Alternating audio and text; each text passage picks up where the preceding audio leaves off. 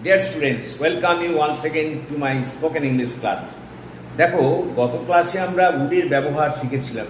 মূলত তিনটে ক্ষেত্রে উডের ব্যবহার শিখেছিলাম। তোমরা মনে করে দেখো, আমি একটু মনে করিয়ে দিই।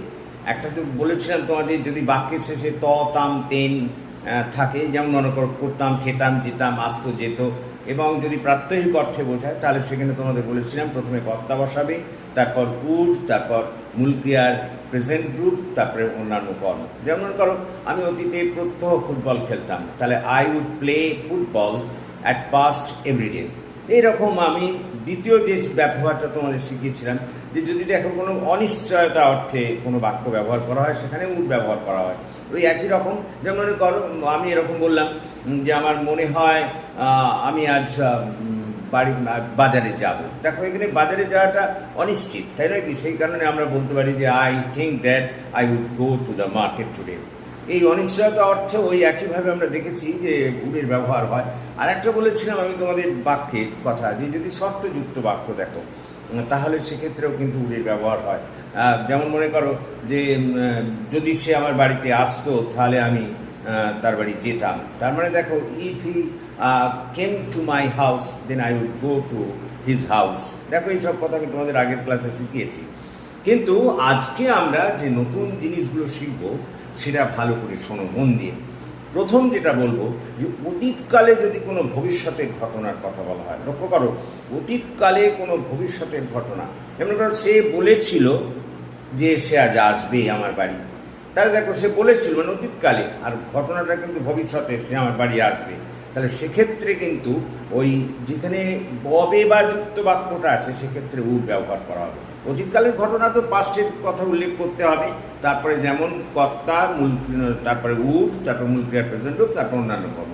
যেমন সে বলেছিল যে আমার বাড়ি আসবে, তাহলে হি টোল্ড দ্যাট, এটা অতীতকালের ঘটনা, ওই জন্য অতীতকালের হলো। তারপরে যেটা ভবিষ্যতের ঘটনার কথা বলছে, সে আমার বাড়ি আসবে, he would come to my house. তাহলে সে বলেছিল যে সে আমার বাড়ি আসবে, he told that he would come to my house. লক্ষ্য করো, তার মানে অতীতকালে যদি ভবিষ্যতের কোনো ঘটনার কথা বলা হয়, তাহলে সেক্ষেত্রে কিন্তু আমাদের উডকে ব্যবহার করতে হবে। এটা আমরা শিখলাম। এবং সেক্ষেত্রে নিয়ম হলো, প্রথমে কর্তা বসাবো, তারপর উড, তারপর মূল ক্রিয়ার প্রেজেন্ট গ্রুপ বা V1 গ্রুপ, তারপর অন্যান্য কর্ম। এরপর আমরা যে ঘটনাটা বলবো, that is also very important, যে যদি দেখো কোনো বাক্যের মধ্যে দিয়ে কোনো ইচ্ছা প্রকাশ করা হয়, আশা প্রকাশ করা হয়, বা মনে করো কোনো আশঙ্কা প্রকাশ করা হয়, তাহলে সেক্ষেত্রে কিন্তু উড ব্যবহার হবে। ওই একই রকম নিয়ম, প্রথমে কর্তা, তারপরে উড, তারপরে মূল ক্রিয়ার V1 গ্রুপ, তারপরে অন্যান্য কর্ম। আমি আবার একবার বলি, যদি কোনো বাক্যের মধ্যে দিয়ে কোনো ইচ্ছা, আশা, আকাঙ্ক্ষা ইত্যাদি প্রকাশ করা হয়, তাহলে সেক্ষেত্রে ওই কিন্তু প্রথমে কর্তা, তারপরে উড, তারপরে মূল ক্রিয়ার প্রেজেন্ট গ্রুপ, তারপর অন্যান্য কর্ম। যেমন ভবিষ্যতে আমি ধনী ব্যক্তি হব, তাহলে I would become rich in future. লক্ষ্য করো, বা মনে করো সে কাশ্মীর যাবে, he would go to Kashmir. মানে আশা, আকাঙ্ক্ষা, ইচ্ছা যদি প্রকাশ করা হয়, তাহলে সেক্ষেত্রে তোমরা কিন্তু উড ব্যবহার করতে পারো। নেক্সট আমরা 3 নম্বর যেটা বলবো, যে যদি দেখো কোনো বাক্যে দেখো কোনো মডেস্ট প্রস্তাব, নম্রতার সঙ্গে বা ভদ্রতার সঙ্গে কোনো প্রস্তাব দেওয়া হচ্ছে, তাহলে সেক্ষেত্রেও কিন্তু তোমরা উড ব্যবহার করতে পারো। যেমন অবশ্যই এক্ষেত্রে একটা কথা আছে, এখানে উডটা কিন্তু প্রথমেই ব্যবহার করতে হবে, তারপর কর্তা, তারপরে মূল ক্রিয়ার V1 গ্রুপ, তারপরে অন্যান্য কর্ম। যেমন করো, আপনি কি আমার সঙ্গে 1 কাপ চা খাবেন? দেখো, এখানে একটা প্রস্তাব নম্রতার সঙ্গে, তাহলে উড প্রথমে বসালাম, তারপরে ইউ, তারপরে মূল ক্রিয়া have a cup of tea with me. কথা বোঝার চেষ্টা করো। তার মানে আমি যেটা বলতে চাইছি, যে যদি দেখো বাক্যের মধ্যে কোনো নম্রতার সঙ্গে, ভদ্রতার সঙ্গে কোনো প্রস্তাব দেওয়া হচ্ছে, তাহলে সেক্ষেত্রেও উড ব্যবহার করতে হবে। তবে সেক্ষেত্রে প্রথমে উড, তারপর কর্তা, তারপরে মূল ক্রিয়া রূপ, তারপর অন্যান্য কর্ম। যেমন আপনি কি আমার সঙ্গে আজকে লাঞ্চটা খাবেন? তাহলে would you take lunch today with me. লক্ষ্য করো, এরপর আমরা আজকে আসবো নেক্সট যেটা নিয়ম, that is also very important, যে যদি দেখো কোনো রিকোয়েস্ট করা হয়, যদি কোনো অনুরোধ করা হয়, তাহলেও কিন্তু এই একইভাবে উডকে ব্যবহার করা হবে। যেমন আপনি কি আপনার পরিচয় আমাকে একটু দেবেন? অনুরোধ করছো, তখন ওই আগে প্রথমে উড ব্যবহার করতে হবে, তারপরে কর্তা, তারপরে মূল ক্রিয়ার ভিওয়ান রূপ, তারপরে অন্যান্য কর্ম। Would you give me the book. লক্ষ্য করো, বা আপনি কি একটু জায়গা দেবেন, would you give me a place. লক্ষ্য করো, আমি বলতে চাইছি যে যদি দেখো বাক্যের মধ্যে কোনো অনুরোধমূলক কথা আছে সেক্ষেত্রেও উড ব্যবহার করবে, কিন্তু উডটা প্রথমেই ব্যবহার করতে হবে, তারপর কর্তা, তারপর মূল ক্রিয়ার ভিওয়ান রূপ, তারপর অন্যান্য কর্ম। এরপর আমরা বলবো that is also very important, যদি কোনো দেখো অবাস্তব শর্ত আছে কোনো বাক্যে, তাহলে সেক্ষেত্রেও কিন্তু তোমার উডকে ব্যবহার হবে। যেমন মনে করো, আমি যদি রাজা হতাম তাহলে দেশ থেকে দারিদ্র দূর করতাম।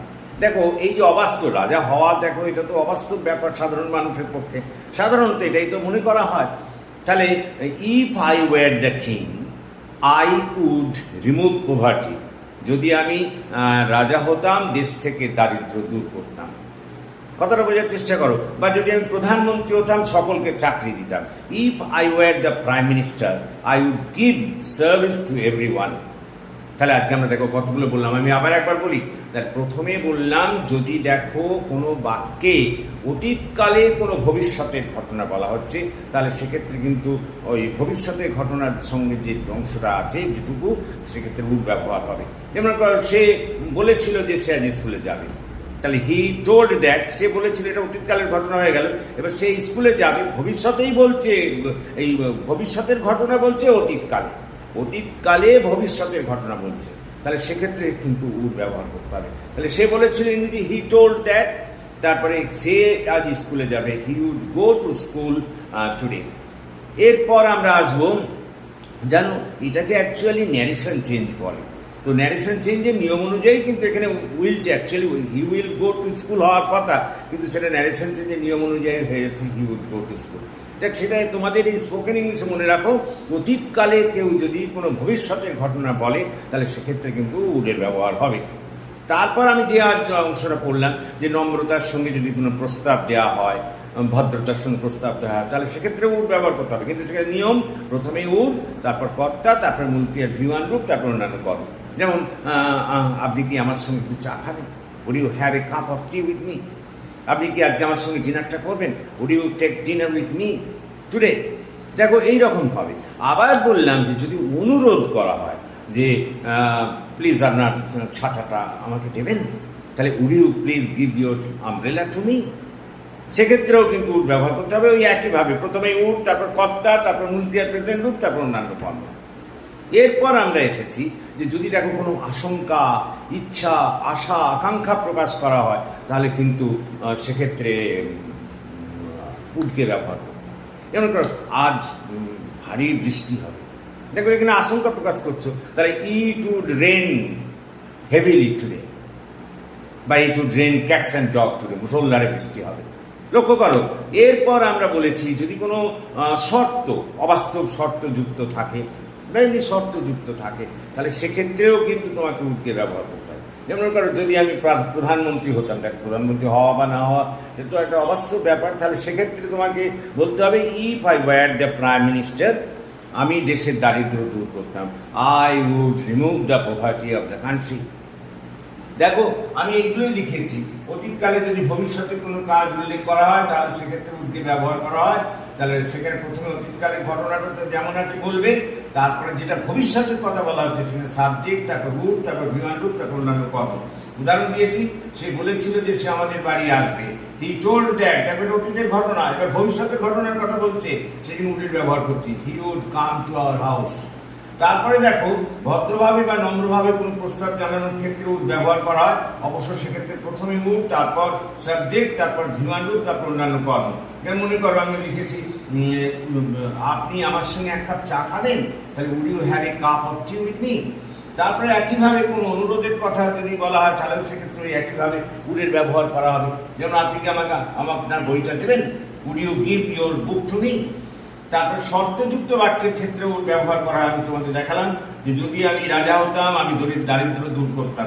দেখো যদি আমি রাজা হতাম একটা শর্তটা আগে আমি লিখে দিলাম, কি অবাস্তব শর্ত ক্ষেত্রে এরকম ওয়াজ লেখা যায় না, সেক্ষেত্রে ওয়ার লিখতে হবে, ইফ ওয়ার দ্য কিং, তারপরে যেটুকু আছে সেটুকু আমরা উডের ব্যবহার করেছি। দেখো আমি দারিদ্র দেশ থেকে দূর করতাম, I would remove poverty from the country.